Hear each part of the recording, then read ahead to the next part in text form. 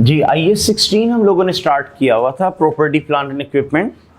कल आप लोगों को एक तो मैंने डिस्कस किया था अबाउट इनिशियल मेजरमेंट के फर्स्ट टाइम जब एसेट रिकॉर्ड करेंगे, यानी जब वो रिकग्निशन क्राइटेरिया फुलफिल कर देगा तो किस कीमत पे करेंगे। तो उसके लिए आपको मैंने कहा था उसको कॉस्ट पे रिकॉर्ड किया जाता है। कॉस्ट के अंदर मैंने आपको 6-7 चीजें लिखवाई थी, जिसमें मैंने आपको कहा था परचेज प्राइस आती, import duties and non refundable taxes आते हैं, ट्रांसपोर्टेशन एंड हैंडलिंग कॉस्ट आती है, इंस्टॉलेशन कॉस्ट आती है, टेस्टिंग कॉस्ट आती है, initial estimate of cost of dismantling आता है। और अगर आपने ने कहा था कोई ट्रेड डिस्काउंट हो तो माइनस कर दिया करें। उसके बाद मैंने आपको एक्सचेंज ऑफ एसेट्स के रूल लिखवाए थे कि अगर कभी आप लोग एक्सचेंज ऑफ एसेट करते हैं तो नया एसेट किस कीमत पे रिकॉर्ड किया जाए। तो आपको मैंने कहा था, स्टैंडर्ड ने कहा है कि नया एसेट जब आप रिकॉर्ड करें तो fair value of asset given up plus cash adjustment पे क्या करें। देन आपको ने कहा था, स्टैंडर्ड कहता है कि अगर आप लोगों को एविडेंस मिलता है कि जो फेयर वैल्यू न्यू एसेट की वो ज्यादा एविडेंट है, मोर एविडेंट है, फिर आप उसको यूज कीजिएगा, उस पर रिकॉर्ड कीजिएगा।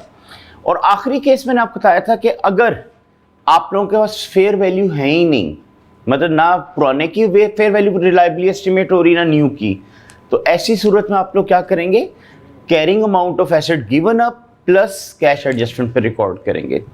आज आपको मैंने कहा था पहले इन रूल्स की हम थोड़ी प्रैक्टिस देखेंगे, फिर स्टैंडर्ड के अदर एस्पेक्ट्स को डिस्कस करेंगे। तो आप लोग मैंने ग्रुप के अंदर क्वेश्चन शेयर किए थे, वैसे फोटोकॉपियर को भी मैंने शेयर किया हुआ है, तो अगर आप लोग हार्ड फॉर्म में लेना चाहें तो उससे ले लीजिएगा। अभी जरा ग्रुप से बेशक आप निकाल लें।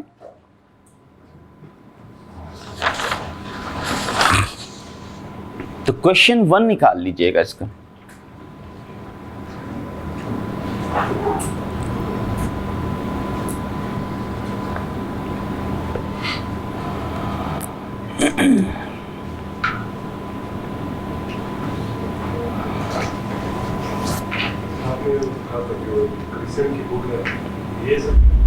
वो ये पुराना एडिशन है ना, तो दोनों चल जाएंगे, यानी वो लिया आप नया उसी से लीजिएगा, ये भी पुरानी बुक है, सेम है। अच्छा, अब उसमें मैंने आपको चैप्टर के ना पूरे क्वेश्चन शेयर कर दिए हुए थे, तो अभी मैं इसका क्वेश्चन 1 डिस्कस करने लगा हूं। देखिएगा इसको, कह रहा है Amar is a manufacturer of personal products and has factories in 2 different cities. On November 1, 2011, he bought a new state-of-the-art plant from Crowns Limited, USA. The invoice value of the plant was 250 million. Other relevant details are as follows. अच्छा, कह रहा है आपकी जो company है वो 2 different cities के अंदर उसकी फैक्ट्रीज हैं। अभी उसने एक्सपेंशन के लिए कर एक नया प्लांट खरीदा है और उसकी जो प्राइस है वो है 250 मिलियन। तो 250 मिलियन ये उसकी परचेज प्राइस के तौर पे आ जाएगा। आगे आपको कह रहे हैं other relevant details are as follows. Cost of import, कह रहे जब आपने उसको इंपोर्ट किया प्लांट को तो आपका ये खर्चा आया, क्या, LC opening charges. LC letter of credit, ये वैसे क्या होता है, कोई आइडिया इसका? सॉरी, नहीं, लेटर ऑफ क्रेडिट। किसी बैंक से अगर लोन क्रेडिट करके चीज लेनी है तो लेटर वगैरह पे एविडेंस। अच्छा, चलें इसको मैं थोड़ा सा बताता हूँ।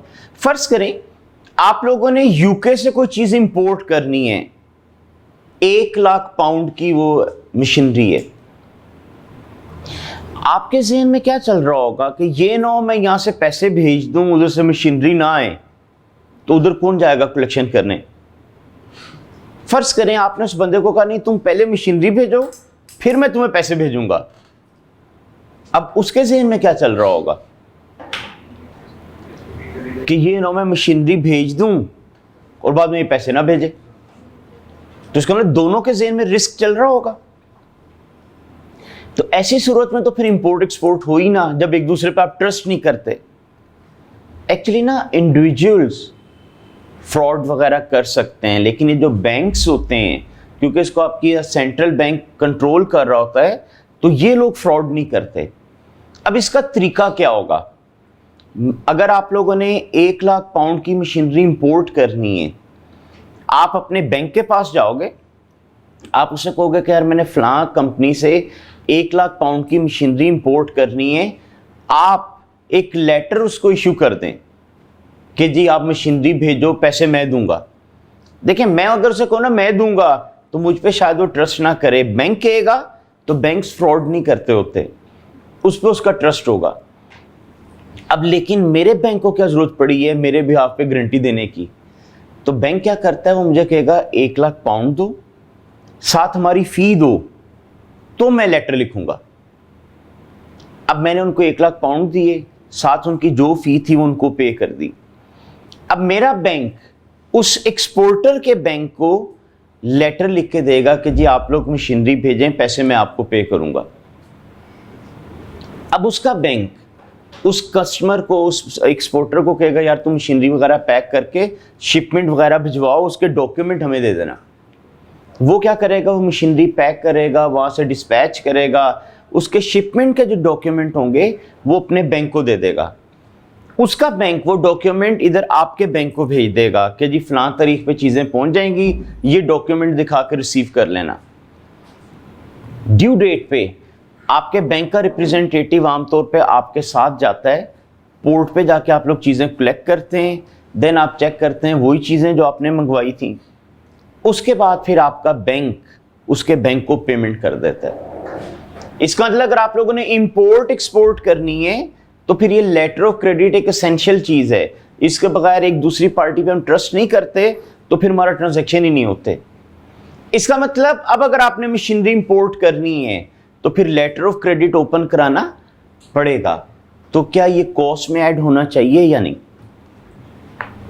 होना चाहिए, इसके बगैर तो आप इंपोर्ट नहीं कर सकते। तो ये वैल्यू भी एसेट की कॉस्ट में ऐड हो जाएगी। आगे कह रहे हैं इंपोर्ट ड्यूटीज, जी ये कॉस्ट में आता है या नहीं? आता है। कल हम लोगों ने पढ़ा था ना, इंपोर्ट ड्यूटीज भी आती हैं, नॉन रिफंडेबल टैक्सेस भी आते हैं। अच्छा, कह रहे हैं sales tax paid but recoverable against production output. कह रहे हैं सेल टैक्स मैंने पे कर दिए, लेकिन जब मैं इस मशीनरी को इस्तेमाल करके चीजें बना के बेचूंगा ना तो मेरे पैसे वापस मिल जाएंगे। तो किस किस्म का ये टैक्स हो गया? रिकवरेबल। तो अगर रिकवरेबल या रिफंडेबल टैक्स हो तो क्या उसे कॉस्ट में ऐड करते हैं? नहीं। तो इसको इग्नोर करें, इसको नहीं ऐड करना। ठीक है। तो जो कल मैंने आप लोगों को रूल्स लिखवाए थे, आपने अब उनको फॉलो करना है।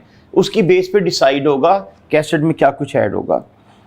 क्लियरिंग एंड ट्रांसपोर्टेशन, देखें अब तो खैर ये जो लास्ट गवर्नमेंट थी पीटीआई की, इसने थोड़ा सा चेंजेस कराई थी। वरना होता ये है कि आपकी चीज़ आपने इंपोर्ट की है ना, पोर्ट पे पहुंच जाए, प्रिंसिपली आप खुद जाके वहां से क्लियर करवा सकते हैं। लेकिन वहां पे ना एजेंट्स ने एक माफिया बनाया हुआ है, वो आप चले जाएं वो आपको चक्कर ही लगवाते रहेंगे, वो लेके आओ, वो लेके आओ, वो करो, वो करो, अननेसेसरी आपके चक्कर पे चक्कर, डिले होता जाएगा। तो फिर उसका हल क्या करते हैं लोग? वो उन्होंने वहां पे जो एजेंट छोड़े होते हैं या बिठाए होते हैं क्लियरिंग एजेंट्स, उनको पैसे देते हैं, वो एक आधे दिन में आपका कंटेनर रिलीज करा देते हैं। तो उसकी क्लियरिंग के लिए ना आपको उनको कुछ पैसे वगैरह देने पड़ते हैं। ठीक है। अब तो खैर लास्ट जब गवर्नमेंट थी उसने तो कह दिया था कि जी अगर कोई भी एजेंट वगैरह इस तरह हो तो आप हमें बताएं, आप डायरेक्ट करें। तो उस वक्त जाके कुछ ख़त्म हुआ। बहरहाल अब क्लियरिंग जो होती है ये आप लोगों को चीज़ रिसीव करने के लिए करानी पड़ती है, और ट्रांसपोर्टेशन भी इसलिए देनी पड़ेगी कि फैक्ट्री में चीज़ लानी। तो क्या ये कॉस्ट ऑफ एसेट में ऐड होगा या नहीं? होगा। ठीक है, इसको भी हम ऐड करेंगे। देन कह रहे cost incurred on site preparation. अच्छा, ऊपर पहले वाले पे हेडिंग थी ना कॉस्ट ऑफ इंपोर्ट, वो इंपोर्ट से रिलेटेड खर्चे थे। अब कह रहे साइट प्रिपरेशन, इंस्टॉलेशन से रिलेटेड उसके खर्चे। क्या? Amount paid to consultant. कह रहे कोई कंसल्टेंट, कोई इंजीनियर हायर किया जो अपनी सुपरविजन में इंस्टॉलेशन ऑफ मशीनरी करा रहा है, उसको पैसे दिए, क्या ये कॉस्ट में आना चाहिए या नहीं? आएगा। ठीक है, ये आप लोगों की इंस्टॉलेशन कॉस्ट का पार्ट होता है। आगे कह रहे सिविल एंड इलेक्ट्रिकल वर्क्स। अब जैसे मतलब फर्ज करें इस रूम में मैंने मशीनरी लगानी है, इधर हैवी मुझे पार की सप्लाई चाहिए। ठीक है, अब जैसे आप लोगों ने देखा होगा एक बेसिक चीज, ये जो एसी वगैरह आप लोगों ने घर में लगाए होते हैं, क्या ये नॉर्मल सॉकेट के अंदर इसको स्विच लगाएं तो चल जाता है? नहीं, टेम्परेरीली ऑन हो जाएगा, लेकिन क्योंकि ये पावर ज़्यादा खींचता है वो आपकी वायरिंग जल जाएगी। उसके लिए फिर आपको क्या करना पड़ता है, स्पेशल मोटी वायर से वायरिंग करवानी पड़ती है। इसी तरह मशीनरीज के अंदर और ज़्यादा मोटी वायर चाहिए होती है। अब फर्ज करें इस रूम में वो कनेक्शन नहीं था, तो मुझे मीटर से लेके यहाँ तक नई वायर डलवाना पड़ी, ठीक है। तो कह रहे हैं वो इलेक्ट्रिकल वर्क्स भी कराना पड़े हैं, कुछ सिविल वर्क भी कराना पड़े हैं। तो इसका मतलब इसके बगैर तो मशीनरी ऑपरेशनल हो नहीं सकती। तो क्या ये कॉस्ट में ऐड होने चाहिए या नहीं? होने चाहिए। तो ये भी कॉस्ट के अंदर ऐड हो जाएंगे, ये भी इंस्टॉलेशन कॉस्ट का पार्ट होते हैं जी। सिविल वर्क में जैसे फर्ज करें इंस्ट्रक्शन थी कि फ्लोर से 2 फीट हाइट के ऊपर मशीनरी इंस्टॉल हो। अब आप लोगों ने 2 फीट का स्टेप बनवाया, उसके लिए सीमेंट खरीदी, इस टाइप के खर्चे वगैरह किए, वो सब इसमें आते हैं। आगे कह रहा है above include cost of equipment damage due to mishandling। कह रहा है ये जो मैंने ऊपर खर्चे दिए ना, इसमें 0.8 मिलियन मशीनरी के उन पार्ट्स की कॉस्ट शामिल है जो मिसहैंडलिंग की वजह से डैमेज हो गए थे। आप लोगों ने आईटीए में एसेट की डेफिनेशन पढ़ी थी, क्या डेफिनेशन होती थी? हाँ, यानी कोई भी ऐसा रिसोर्स जो किसी पास इवेंट की जैसा आपके कंट्रोल में आया हो और उससे कुछ इकोनॉमिक बेनिफिट का फ्लो आना हो। तो अगर उससे इकोनॉमिक बेनिफिट का फ्लो नहीं आना, क्या वो एसेट है? नहीं, वो फिर आप लोगों का एसेट ही नहीं है, डेफिनेशन ही नहीं फुलफिल कर रहा। कहता है मशीनरी का कुछ पार्ट मिस हैंडलिंग की वजह से डैमेज हुआ, दैट्स वाई आपको रिप्लेस करना पड़ा। तो जो पार्ट डैमेज हो गया क्या वो बेनिफिट देगा? नहीं। इसका मतलब ये जो आप लोग रिपेयर पे खर्चा कर रहे हो कि जी पुराना पार्ट खराब हो गया मैंने नया लाके लगाया, तो क्या इस नए को भी एसेट की कॉस्ट का पार्ट बना दूं? नहीं, तो ये शामिल नहीं होना। वो कहता है मैंने ऊपर वाले में शामिल किया हुआ है, तो फिर क्या करेंगे? लेस करेंगे। लेकिन अगर उसने ये ना कहा होता कि मैंने ऊपर वाले में शामिल किया हुआ है, तो इग्नोर कर देना था, ठीक है। इसलिए स्टेटमेंट केयरफुली पढ़ा करें। अब अगर जैसे उसने कहा जी मैंने ऊपर वाली फिगर में शामिल किया तो माइनस कर दो, अगर वो ये ना कहता ऊपर वाले में शामिल किया तो इग्नोर कर देते। आगे कह रहे plant was received at site on February 1, 2012। Installation and test run were successfully completed in 3 months time at a cost of 6 million। कह रहे 1 फरवरी को प्लांट साइट पे पहुंच गया, लेकिन कहता है 3 महीने लगे उसकी इंस्टॉलेशन और उसकी टेस्टिंग पे।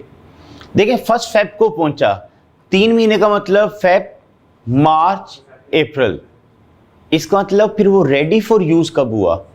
1 मई से, ठीक है। फरवरी का मंथ पूरा गया, मार्च का मंथ पूरा गया, अप्रैल का मंथ पूरा गया। इसका मतलब 1 मई से वो प्लांट रेडी फॉर यूज है। डेप्रिसिएशन का क्या रूल पड़ा था, कब से लेनी शुरू करते हैं? जब एसेट इस्तेमाल वाली पोजीशन में पहुंच जाए, चाहे इस्तेमाल करो या ना करो। तो इसका मतलब डेप्रिसिएशन फरवरी से लेनी शुरू करूं, मई से? मई से लेनी चाहिए। अच्छा, आगे आपको क्या कहते हैं? कह रहे टेस्ट रन पे 6 मिलियन का खर्चा आया, तो टेस्टिंग कॉस्ट एसेट की वैल्यू में ऐड होती है या नहीं? होती है, तो ये भी ऐड कर देंगे। लेकिन साथ ही वो आपको कहते हैं net proceed from test production were 1.2 million. कह रहे वो जो सैंपल बने थे ना, वो मैंने 1.2 में बेच दिए थे। तो ये हम लोगों ने कहा था इसको क्या कर देते हैं? माइनस कर देते हैं। मैंने फॉर्मूला आपको उसमें स्टेटमेंट क्या लिखवाई थी? Initial testing cost after deduction of revenue to be generated from sale of samples. 6 million का खर्चा आया, लेकिन 1.2 की चीजें बिक गई। अब एक तरीका है 6 मिलियन ऐड कर लो, 1.2 उसमें से लेस कर लो। ऑल्टरनेटिव क्या होगा? 4.8 ऐड कर लो। तो जैसे भी करेंगे रिजल्ट तो वही रहना है, ठीक है। Next, commercial production commenced on 1 मई 2012। अच्छा, प्लांट रेडी फॉर यूज कब हुआ था? मई को। कहता मैंने इस्तेमाल करना भी मई से शुरू कर दिया। एग्जामिनर आपको कंफ्यूज करने के लिए ये भी कह सकता था मैंने जुलाई से इस्तेमाल करना शुरू किया, तो बेशक वो जुलाई से इस्तेमाल करना शुरू करता, डेप्रिसिएशन लेनी कब से शुरू करनी थी? वो आपने 1 मई से लेनी थी। नेक्स्ट कह रहे during the period in which the plant was installed admin and general expenses increase by 1 million as compare to the previous period. कह रहे जितना अरसा इंस्टॉलेशन होती रही उतना अरसा मेरी एडमिन कॉस्ट 1 मिलियन से बढ़ गई। यानी कहता है जितना अरसा इंस्टॉलेशन और मशीनरी होती रही उस दौरान मेरी कॉस्ट 1 मिलियन बढ़ गई। तो फिर ये 1 मिलियन किस वजह से बढ़ा? उसकी इंस्टॉलेशन की वजह से ही बढ़ा। तो इसका मतलब ये भी फिर इंस्टॉलेशन कॉस्ट ही हुई ना, इसको एसेट की कॉस्ट में ऐड करेंगे। अच्छा ये ना बुक के सॉल्यूशन में एरर है, उसने इसको ऐड नहीं किया हुआ, ठीक है, लेकिन आपने सही जो ट्रीटमेंट है वही करनी, ये ऐड होगा। हाँ अगर आप इस अटेम्प्ट का आईकैप का सॉल्यूशन देख लेना, उसने ऐड किया हुआ है, यानी आईकैप का सॉल्यूशन ठीक था, ये इस बुक के सॉल्यूशन में एरर है कि उसने इसको एक्सक्लूड कर दिए। हालांकि जब मैं आपको ये कह रहा हूँ कि जब तक इंस्टॉलेशन होती रही उतने से मेरा खर्चा बढ़ा रहा, तो इसका वो इंस्टॉलेशन की वजह से बढ़ा था। नेक्स्ट कह रहे salary of the factory manager is 250,000 per month. He contribute 30% of his time in supervising the installation. लेकिन फैक्ट्री मैनेजर है, मैंने उसे कहा यार जब तुम राउंड पे जाते हो तो उधर मशीनरी इंस्टॉल हो रही है उसको भी जाके देख लिया करो। तो क्या इस काम के वो मुझसे एक्स्ट्रा पैसे मांगेगा? ठीक है, अब अगर तो इस काम के मुझसे एक्स्ट्रा पैसे मांगता है कि जी इस काम के मुझे इतने पैसे और दो, इसका मतलब फिर वो इंस्टॉलेशन की वजह से खर्चा हो रहा है, उसको एसेट की कॉस्ट में ऐड होना चाहिए। लेकिन अगर उसने ऐसी कोई स्टेटमेंट नहीं दी, मतलब देखें आपको मैंने एज एन एम्प्लॉय हायर किया कि 9 to 5 तुम आया करो काम किया करो। अब इस 9 to 5 के दौरान आपको मैं कहूं यार ऐसे करो उधर मशीनरी लग रही जाके देखाओ, तो क्या इसके मैं आपको एक्स्ट्रा पैसे दूंगा? नहीं। तो अगर एक्स्ट्रा पैसे इस काम के नहीं दे रहा तो फिर वो इंस्टॉलेशन कॉस्ट का पार्ट भी नहीं है। ठीक है, तो उसने आपको क्या कहा, मेरा फैक्ट्री मैनेजर है, सैलरी है उसकी 2.5 लाख पर मंथ, और मैंने उसे कहा हुआ है कि अपनी सुपरविजन में मशीनरी लगवा लो, और वो कह रहा है कि 30% ऑफ टाइम वो उस मशीनरी की सुपरविजन पे खर्च करता है। बेशक 30% टाइम उसकी सुपरविजन पे खर्च करता है, क्या इसके वो मुझसे एक्स्ट्रा पैसे लेता है? नहीं। अगर कभी वो कहता है ना इस काम के वो मुझसे 2 लाख एक्स्ट्रा लेगा, तो फिर वो 2 लाख इंस्टॉलेशन कॉस्ट का पार्ट बन जाता। सो इन शॉर्ट ये एसेट की कॉस्ट में ऐड नहीं होगा। अच्छा इसके सॉल्यूशन में, बुक के सॉल्यूशन में ये भी एरर है, उसने इसको ऐड करा दिया हुआ है। ठीक है, तो आप लोगों ने सॉल्यूशन टैली करने के चक्कर में गलत नहीं कर देना, ये ऐड नहीं होगा। ये सिर्फ मैंने तब ऐड करवानी थी जब वो कहता कि फैक्ट्री मैनेजर इस सुपरविजन के मुझसे इतने एक्स्ट्रा पैसे चार्ज कर रहा है। लेकिन अगर ऐसी कोई स्टेटमेंट नहीं दे रहा तो फिर आप कुछ ऐड नहीं करोगे। ठीक है, तो ये 2 एरर हैं इस बुक की सॉल्यूशन में, तो आप लोगों ने पर सही करना है। ठीक है, वो जो ऊपर उसने कहा था ना एडमिन कॉस्ट लाख रुपया बढ़ गई इंस्टॉलेशन की वजह से, वो ऐड कीजिएगा, और ये फैक्ट्री मैनेजर की सैलरी ऐड नहीं करनी। उसने उल्टा किया हुआ है, उसने ऊपर वाला ऐड नहीं किया, नीचे वाला ऐड कर दिया हुआ है। Next staff training cost 0.25 million. अच्छा ट्रेनिंग कॉस्ट, अच्छा कई स्टूडेंट के ज़हन में ये होता है कि जी अगर ट्रेनिंग ना कराई तो मशीनरी कैसे वो इस्तेमाल करेंगे, इसलिए इसको कॉस्ट में ऐड कर दो। हालांकि IS 38 इंटेंजिबल एसेट्स आपके सिलेबस में नहीं है, इंशाल्लाह रिपोर्टिंग 2 में आप लोग पढ़ोगे। वो कहते हैं इंटेलेक्चुअल नॉलेज आप लोग एसेट के तौर पे बुक नहीं कर सकते। देखें आप लोग एम्प्लॉइज हैं, 10 लाख रुपए खर्च करके मैंने आप लोगों की ट्रेनिंग कराई, ट्रेनिंग करके आप वापस आए, 2 महीने जॉब की, आपने रिजाइन दे दी, मैं नहीं करा जॉब। ट्रेनिंग कराई मैंने आपकी, अब फायदा वो आप किसको देंगे? अपने नए एम्प्लॉयर को जाके देंगे। क्या मैं आपको बाउंड कर सकता हूं कि ट्रेनिंग तुम्हारी मैंने कराई, सारी उम्र अब मेरे पास ही काम करोगे? नहीं, इस तरह की कोई रिस्ट्रिक्शन नहीं लग सकती। तो इसलिए स्टैंडर्ड कहता है जब एक बंदे पे आप इस तरह की रिस्ट्रिक्शन नहीं लगा सकते, तो आपको क्या कंफर्म है कि ये जो मैंने ट्रेनिंग का खर्चा किया इससे इकोनॉमिक बेनिफिट का फ्लो आएगा? हो सकता है वो बंदा वापस ही ना आए।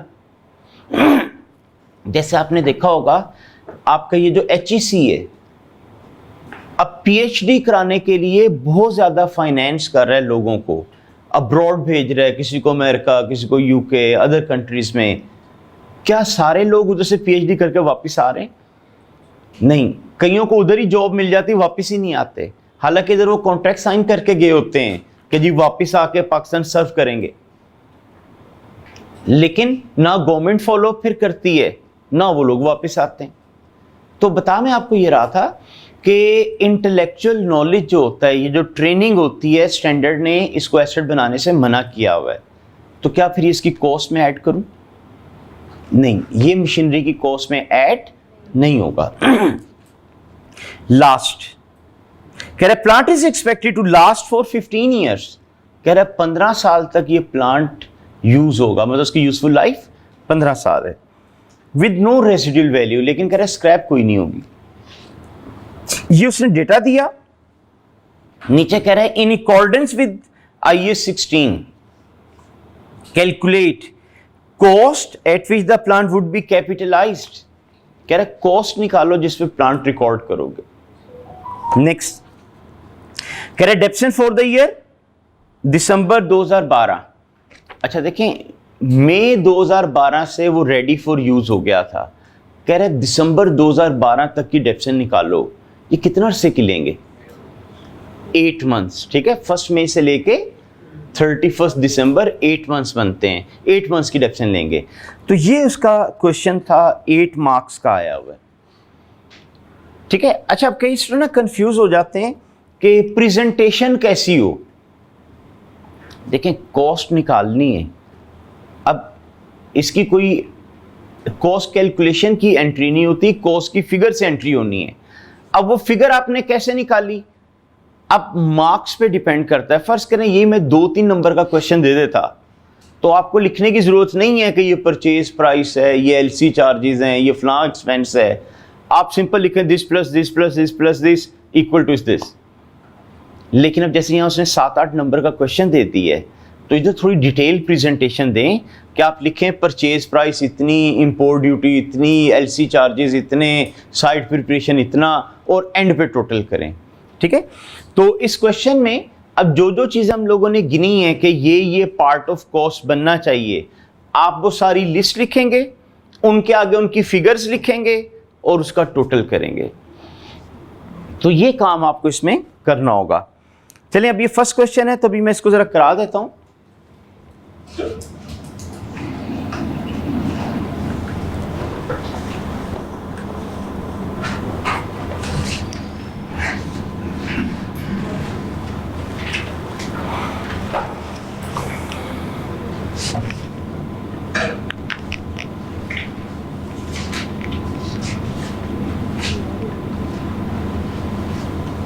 So cost of plant.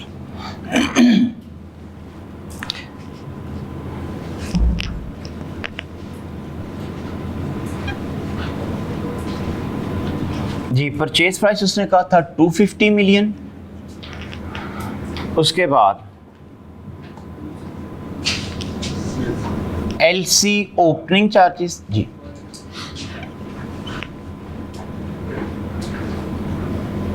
Abdullah Ahmed, Abdullah Paman, Ehsanullah, Akar Saleem, Ali Abbas, Karishma Rizwan.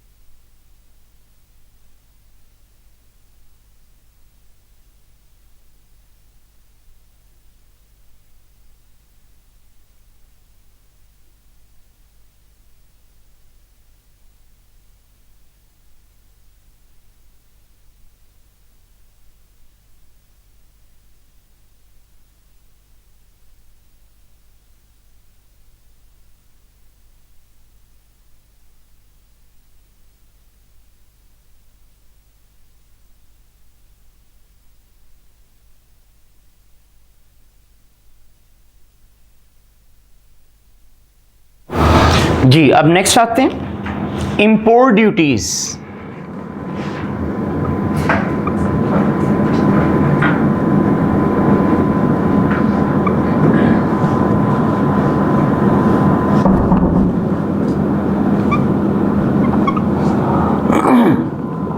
Sale tax उसने कहा रिकवरेबल है, क्या वो ऐड होगा? नहीं। अच्छा, उसका नीचे आ जाता है, कह रहे clearing and transportation.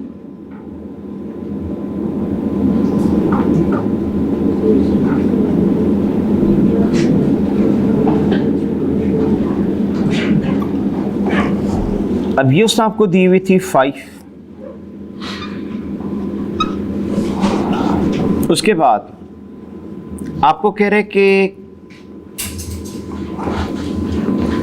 Amount paid to consultant,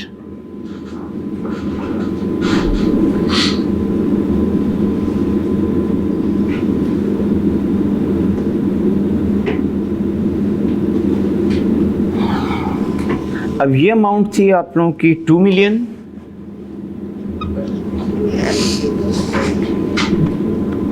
civil and electric works, अच्छा वैसे ही उसने आपको बताया हुआ था 3 मिलियन, लेकिन आगे जाके उसने आपको कहा है कि इसमें कॉस्ट ऑफ डैमेज पार्ट शामिल है, तो उसको माइनस कर देते हैं। ठीक है, उसने आपको कहा था ना कि above include cost of equipment damage due to mishandling, तो आपका ने कहा था मिस हैंडलिंग की वजह से वो पार्ट तो डिस्ट्रॉय हो चुका होगा, तो अब उसको दोबारा कैपिटलाइज करने की जरूरत नहीं होती। अच्छा, आगे आपको कह रहे साइट पे रिसीव हो गया था टेस्टिंग कॉस्ट। टेस्टिंग कॉस्ट कहता है 6 मिलियन का खर्चा था, लेकिन बाद में सैंपल 1.2 में बेच डाले थे, 4.8 आ जाएगा। उसके बाद उसने कहा कमर्शियल प्रोडक्शन स्टार्ट होगी 1 मई से, इसमें नहीं आएगा स्टाफ मैनेजर सैलरी। अच्छा, जनरल ओवरहेड का कौन सा पॉइंट था? अच्छा, ऊपर वाले में था। तो जनरल ओवरहेड्स, अब ये कितने के थे? 1 मिलियन। देन मैनेजर सैलरी इसमें नहीं आनी, ट्रेनिंग कॉस्ट इसमें नहीं आनी, तो बस इन सब का सम करेंगे 2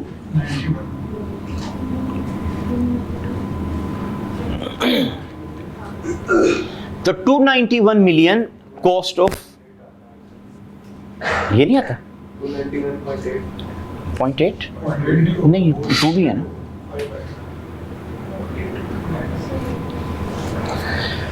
अच्छा जी, सेकेंड रिक्वायरमेंट जो उसकी है वो उसने आपसे कहा था डेप्रिसिएशन निकालें फॉर द ईयर 2012।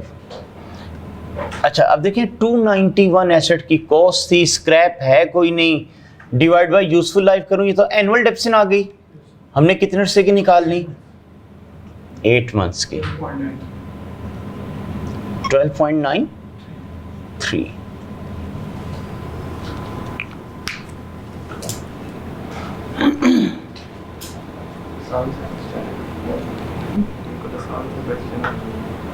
किस ईयर में आया? नहीं कह रहा साथ का क्वेश्चन। हाँ जी, ये इस तरह के क्वेश्चन 2-3 दफ़ा आए हैं। अब आगे जो लेटेस्ट में कुछ आए हैं उसके अंदर उसने कुछ चेंजेस फर्दर डाली हैं, इसमें कोई लाइफ चेंज कर दी, कोई मेथड चेंज कर दिया। तो ये अभी हम लोगों ने एक बेसिक सा क्वेश्चन किया है कि कंपोनेंट ऑफ कॉस्ट डिसाइड किए कि कॉस्ट में क्या कुछ शामिल किया जाएगा। तो इस टाइप के 3-4 क्वेश्चन आए हुए हैं जिसमें वो लिस्ट ऑफ एक्सपेंसेस देके कहता है बताएं एसेट कितने पे रिकॉर्ड करना है। अच्छा, इसी तरह ना इसके क्वेश्चन 2 आप लोगों ने कहा था ना, ज्यादा फ्रीक्वेंटली तो स्ट्रेट लाइन रिटन डाउन आता है, लेकिन अदर मेथड भी पार्ट ऑफ सिलेबस हैं। तो क्वेश्चन 2 के अंदर ना उसने अदर मेथड्स आपसे पूछे हुए हैं, तो ये आप लोगों ने उसके देख लेने हैं।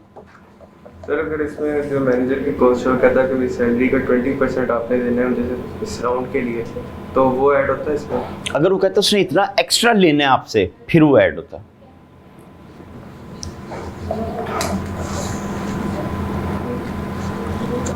अच्छा,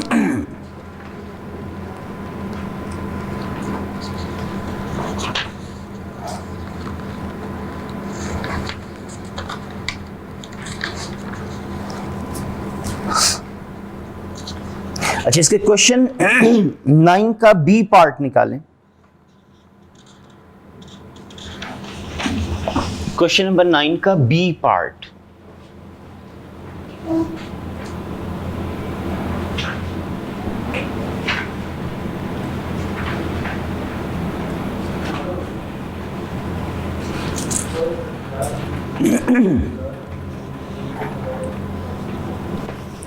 जी कह रहे following information pertain to 3 exchange transaction relating to fix assets. जी कह रहे एक्सचेंज ऑफ फिक्स एसेट्स हुए, 3 डिफरेंट ट्रांजैक्शन हुए, उनका डेटा आपको दिया जा रहा है। तो एक्सचेंज ऑफ एसेट वाले जो रूल थे, आपने वो रूल ज़हन में रखते हुए इसको सॉल्व करना होगा। अच्छा, पहले फर्स्ट ट्रांजैक्शन को देखिएगा। कह रहा है कैश रिसीव्ड और स्लैश डाल के ब्रैकेट में लिख रहा है पेड। इसका अगर कोई फिगर ब्रैकेट में होगी तो कैश पेड होगा, अगर विदाउट ब्रैकेट होगी तो कैश रिसीव्ड होगा।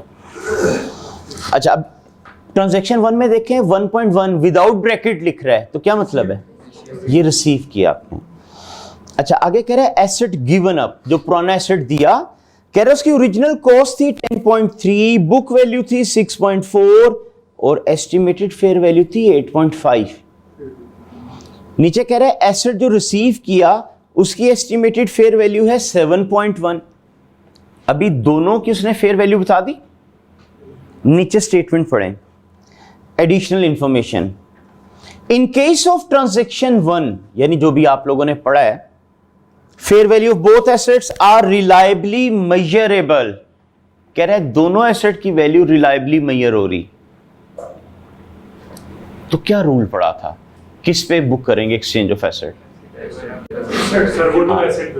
हाँ, fair value of asset given up plus cash adjustment. ठीक है, आप लोगों को मैंने क्या कहा था, ने की फेयर वैल्यू कब लेनी है? हाँ, जब मोर एविडेंट हो कि उसकी वैल्यू ज्यादा एप्रोप्रिएट है। अच्छा, अभी उसने यहाँ पे आपको क्या बता दिया, कह रहा है कि दोनों की रिलायबली मेजर हो रही है, दोनों की वैल्यू ठीक है। तो इसका मतलब फिर नॉर्मल जो रूल है वो लगाएं। वो क्या था, fair value of asset given up plus cash adjustment. अब देखिए पुराने की फेयर वैल्यू क्या थी। ठीक है, अब इस वक्त हम लोग क्वेश्चन 9 का बी पार्ट और इसका फर्स्ट ट्रांजैक्शन देख रहे हैं। तो fair value of asset given up,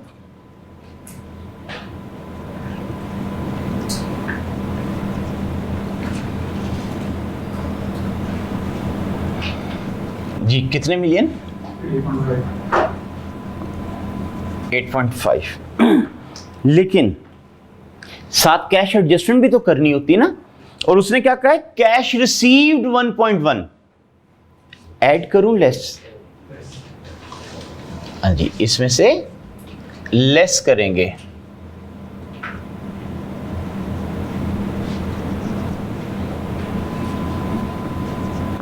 तो फिर कितने में एसेट पड़ा? तो ये आ जाएगी कॉस्ट ऑफ न्यू एसेट। ठीक है, उसने आपको कहा है कि 8.5 वाला आपने एसेट दिया, इन रिटर्न आपको दूसरा एसेट मिला और 1.1 भी वापस मिल गए। तो इसका मतलब अगर 8.5 वाला एसेट देके 1.1 वापस मिल गए तो फिर एसेट कितने में मिला नया वाला? 7.4 में। अगला पॉइंट देखते हैं, सेकंड ट्रांजैक्शन। सेकंड ट्रांजैक्शन में आपको कह रहा है कि 2.1 ब्रैकेट में लिख रहा है, तो ये कैश रिसीव्ड है, पेड? ये कैश पेड है। अच्छा, अब नीचे इंफॉर्मेशन पे आए। कह रहा है एसेट गिवन अप की कॉस्ट थी 12.4, बुक वैल्यू थी 7.3, फेयर वैल्यू थी 6.6 और नए एसेट की फेयर वैल्यू है 9। नीचे एडिशनल इंफॉर्मेशन में पढ़ें, इन case of transaction 2, fair value of the asset received is clearly more evident. कह रहा है ये जो एसेट रिसीव किया ना, इसकी फेयर वैल्यू ज्यादा एविडेंट है, तो फिर क्या रूल पड़ा था? हाँ, कि अगर न्यू एसेट की फेयर वैल्यू मोर एविडेंट हो तो फिर नया एसेट उस कीमत पे रिकॉर्ड होता है। इसका मतलब जब ट्रांजैक्शन 2 में मैं आपसे पूछूंगा ना, जरा बताओ कॉस्ट ऑफ एसेट कितनी है, तो फिर क्या आंसर होगा? तो फेयर वैल्यू न्यू एसेट कितना थी? 9।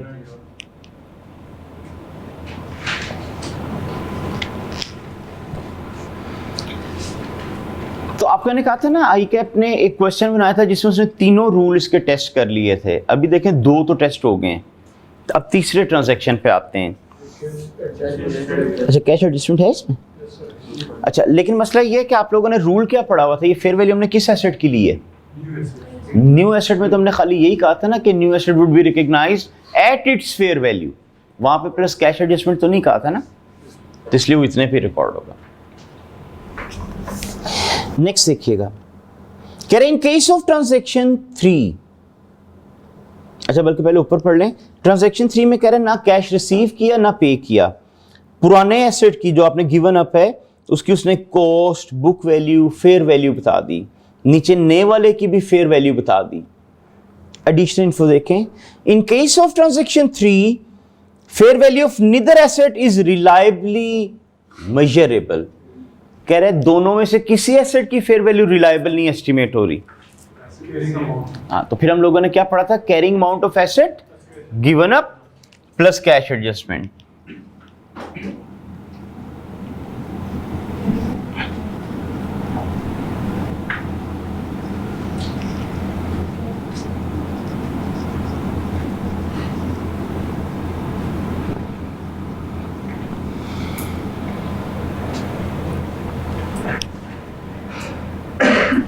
जी, अब वो कितनी थी?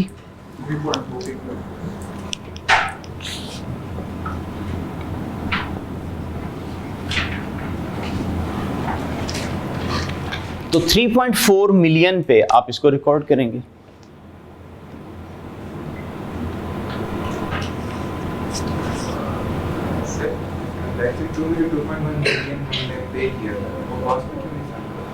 देखिए उसका रूल हमने क्या पढ़ा था कि new asset would be recognise at its fair value. क्या उसमें हमने पढ़ा था at its fair value plus cash adjustment?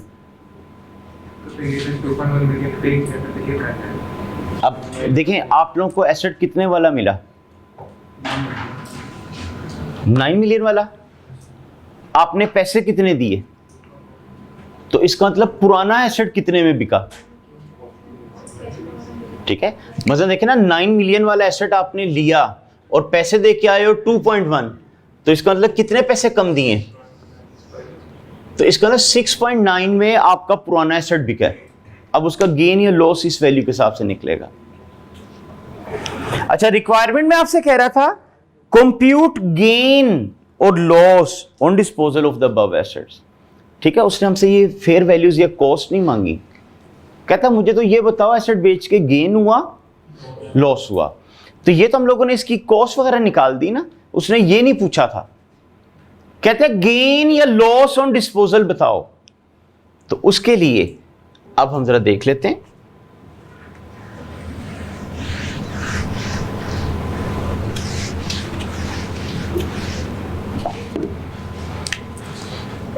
अब 3 ट्रांजैक्शन है ना आपके, और आप लोगों ने फाइंड आउट करना था गेन या लॉस ऑन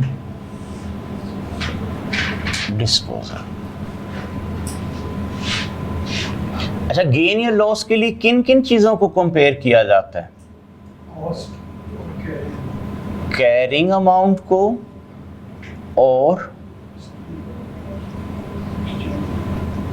एक्सचेंज अलाउंस को। ठीक है, कैरिंग अमाउंट और एक्सचेंज अलाउंस। ये एक्सचेंज अलाउंस का क्या मतलब? हाँ, कि आपका पुराना एसेट आपसे कितने में लिया गया, इसे कहा जाता है एक्सचेंज अलाउंस।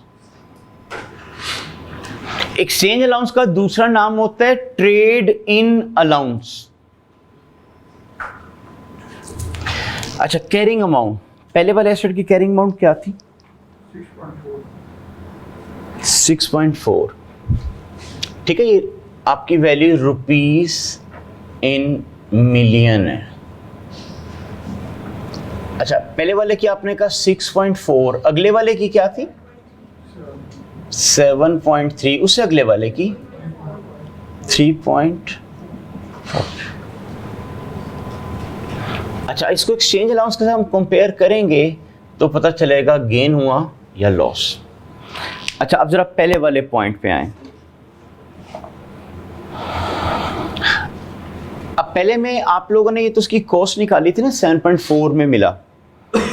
अच्छा, अब 7.4 मिलियन वाला एसेट था और साथ आप लोगों को 1.1 कैश भी मिला, तो इसका मतलब आपका पुराना एसेट फिर कितने में बिक गया? अपनी फेयर वैल्यू पे बिका होगा। मतलब देखें ना, आपने मुझे पुराना एसेट दिया, मैंने आपको 7.4 मिलियन वाला एसेट दिया, साथ 1.1 भी कैश दे दिया, तो इसका मतलब आपका तो फिर ये 8.5 में बिका। तो अगर 8.5 में ये बिका तो कितने का गेन या लॉस हुआ?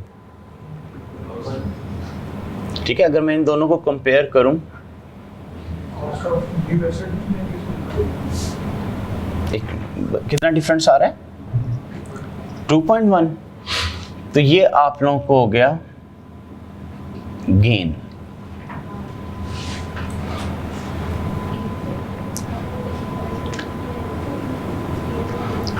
ठीक है, इसको चले ब्रैकेट ना मैं गेन पे डाल देता हूं, यानी इन दोनों का जब डिफरेंस लिया तो नेगेटिव में आ गई, तो ये आपका गेन आ गया और लॉस को हम विदाउट ब्रैकेट ले लेंगे। अच्छा, आप दोबारा एक दफा देख लीजिएगा। आप लोगों को जो नया एसेट मिला उसकी आपने वैल्यू क्या डिसाइड की है? इसका 7.4 वाला एसेट मिला, साथ 1.1 कैश मिला, तो आपका एसेट कितने में बिक गया था? ठीक है, तो इसका मतलब 8.5 में बिका। तो अगर 6.4 वाला एसेट 8.5 में बिका तो आप लोगों को तो 2.1 का गेन हो गया। अब जरा अगले पे आते हैं। अगले में एसेट आपको कितने वाला मिला था? 9, और साथ आप लोग पैसे दे के आए थे 2.1। ठीक है, अब देखिए 9 वाला एसेट मिला, मतलब जो नया एसेट खरीदा वो 9 मिलियन का है, और आप लोग पैसे कितने दे के आए हो उसको? तो अगर 2.1 आप पैसे दे के आए हो तो ये आपका एसेट कितने में बिका? 6.9 में बिका। मतलब आपका पुराना एसेट उसने 6.9 के बदले लिया। देखिए ना, आप मुझसे 9 मिलियन वाला एसेट लेने आए, आपको मैंने कहा अपना पुराना एसेट छोड़ जाओ, 2.1 और दे जाओ। तो इसका मतलब अगर 2.1 आपने मुझे कैश दिया तो कितने के बदले मैंने आपसे पुराना एसेट ले लिया? तो अगर 7.3 वाला एसेट 6.9 में बिके तो 0.4 लॉस हो गया।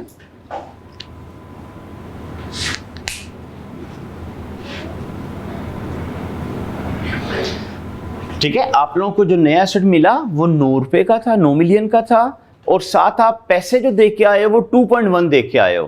तो इसका मतलब 2.1 आपने मुझे कैश दिया तो बाकी फिगर के बदले आपने अपना पुराना एसेट दिया होगा, तो वो तो बनती 6.9। तो इसका मतलब अगर आपका पुराना एसेट 6.9 में बिका तो फिर तो आपको 0.4 का लॉस हो गया। अगला देखें, आखिरी पॉइंट। अच्छा, आखिरी के अंदर जो आपको एसेट मिला उसकी वैल्यू क्या है? ना कोई पैसे दिए ना कोई लिए, तो इसका मतलब 3.4 में बिक गया, तो फिर नो गेन नो लॉस। ठीक है, तो ये आज हमने इसके 2 क्वेश्चन देखे, एक्सचेंज ऑफ एसेट का भी और वो कॉस्ट के कंपोनेंट का भी। नेक्स्ट क्लास में इंशाल्लाह इसको हम फर्दर कंटिन्यू करेंगे। अच्छा, आप लोगों का नेक्स्ट वीक जो टेस्ट होगा उसके अंदर ना आप लोगों ने जो बेसिक टर्म्स पढ़ी थी वो, और डेप्रिसिएशन के जो बेसिक हमने पढ़े थे ना, लेजर बनाना, उस किस्म के क्वेश्चन होंगे, यानी भी IAS 16 वाले पॉइंट नहीं होंगे उसमें। Thank you ji.